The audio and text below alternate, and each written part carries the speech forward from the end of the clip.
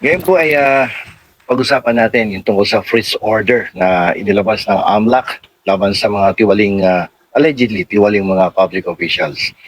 And gagawa tayo ng isang hypothetical legal discussion on freeze orders and marital property regimes with the real-world context of Senator Chis Escudero and Hart Evangelista.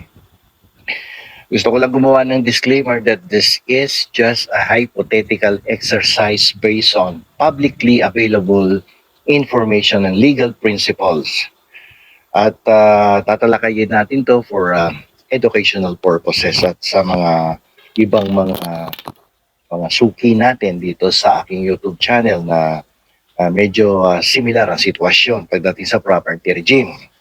So, ang i-apply natin dito yung legal principles to the Escudero Evangelista scenario.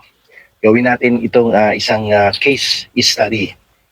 So let us frame this as if we are analyzing a hypothetical case involving the couple. So ang gawin natin dito, iset natin yung stage, no? Isang hypothetical premise. Let us assume arguendo, no, for the sake of argument, that Senator Chis Escudero is under investigation for alleged corruption of illicit enrichment during his time in public office, particularly as a senator. So na-link allegedly sa mga flood control programs at nakinabang daw sa mga kickbacks. At dahil dyan, ay mukhang balak sampahan ng kaso sa Office of the Ombudsman. Okay? I-assume lang natin. As a result of this investigation, no, the Anti-Money Laundering Council ay nag-obtain, no, ng freeze order on assets suspected to be connected to these alleged unlawful activities, itong flood control anomalies.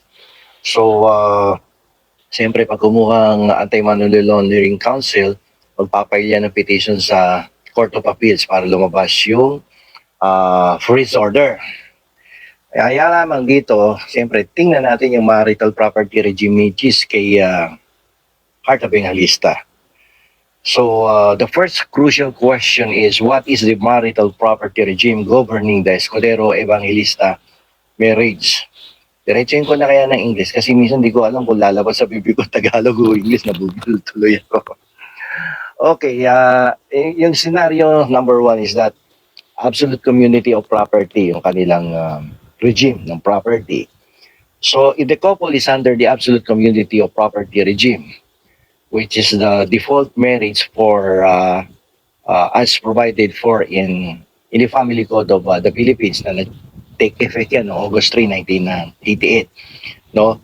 Unless na lang merong ibang marriage settlement no, na pinag-usapan yan. Under that regime, all properties owned by either spouse at the time of the marriage and those acquired during the marriage ay generally become part of the community property. Ibig sabihin niya, what is yours is mine, what is mine is yours. Yun yung absolute community of property. Okay, ano yung potential impact niyan? This means that any assets acquired during their marriage, regardless of whose name they are under, could be subject to the freeze order if there is a reasonable suspicion that they originated from unlawful activities. Medyo delikado pag ang mag-asawa ay nasa absolute community of property, damay-damay lahat yan pag may freeze order. Ang Court of Appeals, kasama na dyan yung mga bahay at lupa, bank accounts, yung mga investments nila, yung mga luxury items, katulad ng artwork, jewelry, and designer goods. So, may usap-usapan nga yung 30 million peso ring no na ipinakita. Yan public knowledge naman 'to, no? Okay, ginagawa lang natin example. So yung 30 million peso ring gifted to Hart Evangelista becomes a focal point. The Anti-Money Laundering Council could argue that even if the ring was a gift, the funds used to purchase it came from community property tainted by the alleged illicit or unlawful activities. So dito, mangyayari dito, may depensa siyempre si Hart Evangelista dito. Hart would need to demonstrate that the funds used to purchase the ring came from a legitimate source unrelated to Senator Escudero's alleged activities. So, safe siya. So, this could involve providing evidence of her independent income as an actress, model, and influencer. Ang laki kumita nito, tapos sila yung dating may-ari na Barrio Fiesta restaurant, yung may masarap na crispy pata. Boy, she would need to trace the funds to her separate income. Okay? Scenario number 2. Paano kung complete separation of property ito? Hindi absolute. Ito, alam natin, talagang may prenuptial agreement silang dalawa eh. Excuse me. Kung yung mag-asawa entered into a prenuptial agreement establishing a complete separation of property. So, yung kanya ay kanya, yung akin ay akin. Each spouse retains exclusive ownership and control over their assets.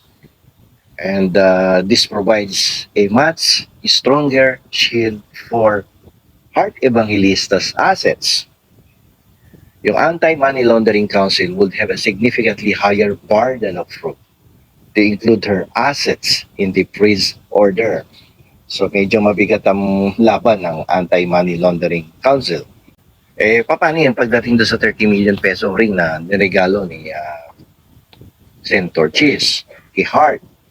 The ring would be considered Hart's separate property. To include it in the freeze order, the Anti-Money Laundering Council would need to prove, yung AMLA would need to prove directly, no, that the exact funds used to purchase the ring can be traced directly to Senator Escudero's alleged unlawful activities. Dapat may link na direkta. So, pag ganon, this is a very difficult task requiring meticulous forensic accounting. Ito, narinig nyo yung forensic accounting nasa ICI, di ba? So, titingnan natin, baka may conspiracy din that Hart was complicit in the alleged unlawful activities or knowingly benefited from them. This would require evidence of her direct involvement na kung saan Senator Escudero transfer funds to Hart specifically to shield them from potentially legal action. Excuse. So ano magiging legal strategies dito and yung mga potential defenses? Ngayon ganito yan eh. Regardless of the marital property regime, the couple would likely employ the following legal strategies. Ito pang ano to, kunwari kukuha ng bar exam yung mga nakikinig sa atin. Pero actually pinabababa lang natin sa level ng masa. No? So ano yung magiging legal strategies dito ng couple? Magpapile yan ng motion to lift the freeze order. Kung na-issuehan na ng freeze order. The primary strategy would be to file a motion to lift the freeze order, arguing that there is no probable cause to believe that the assets are connected to unlawful activities. Ito binanggit ko kanina sa usapang batas, kaya lang medyo maiksi talaga ang oras doon eh. 2-3 topic ang pinag-uusapan. So, both si Escudero at saka si Hart would need to provide detailed financial records to demonstrate the legitimate sources of their income and assets. Lalong-lalo na si Hart. Product endorser yan, talent, modelo, artista, negosyante. So, pwedeng baka ma-justify. So they would challenge the evidence presented by the Anti-Money Laundering Council, arguing that it is insufficient, unreliable, or based on speculation. Definitely, na magiging depensa dyan. So definitely gusto ni Hart proteksyonan yung kanyang separate assets dito, kaya may complete separation of property during the marriage. Hart would vigorously defend her separate assets, arguing that they were acquired through her independent efforts and are not connected to any wrongdoing by her husband. So yan ang isa sa magiging depensa dyan. So tingnan natin yung public perception naman and then syempre yung media scrutiny. So it is very crucial to acknowledge the role of public perception and media scrutiny in this hypothetical scenario. The high-profile nature of the individuals involved would amplify the public interest and potentially influence the legal proceedings. Tingnan natin to sa scenario number 1, di ba? Absolute community of property yung ginawa nating hypothetical example. So the outcome would likely depend on the strength of the evidence presented by the Anti-Money Laundering Council and the ability of the couple to demonstrate the legitimate sources of their assets. So it is possible that some of Hart's assets would be temporarily frozen pending investigation. So parang merong konting disadvantage kapag absolute community of property. So tingnan natin yung scenario number 2. Complete separation of property kasi nagkaroon na ng prenuptial agreement. So kapag ganito, complete separation of property, it would be much more difficult for the Anti-Money Laundering Council to include Hart Evangelista's assets in the freeze order unless, ito na yung exemption to the rule, unless they can establish a direct link to unlawful activities or prove complicity, their separate property would likely be protected. Okay, protected. So, pero alam mo naman, yung utak ng mga abogado minsan, no, pag nagkalkal ng ebidensya, kumukuha nagkakaroon yung hinahanap talaga yung missing link, no, gagawa ng direktang link doon sa asset vis-a-vis the unlawful activities. So, itong hypothetical scenario na to involving Cheese and Hart illustrates the complexities of asset preservation, orders, and critical importance of understanding marital property regimes. The outcome of such a case will depend on a careful analysis of the facts, the applicable laws, and the legal strategies employed by both sides. So it underscores the need for meticulous financial record keeping and a proactive approach to protecting one's assets. So titingnan natin, no, kung ma-freeze ba o ma-forfeit yung asset ni Hart Evangelista, it will be dependent on the property regime entered into by the couple, si Hart at si Cheese. At pinaliwanag nga natin, kung absolute community of property, medyo disadvantage on their part. But if it is going to be complete separation of property, yung nakalagay sa prenuptial agreement, so medyo it would be very difficult on the part of Anti-Money Laundering Council to confiscate the properties.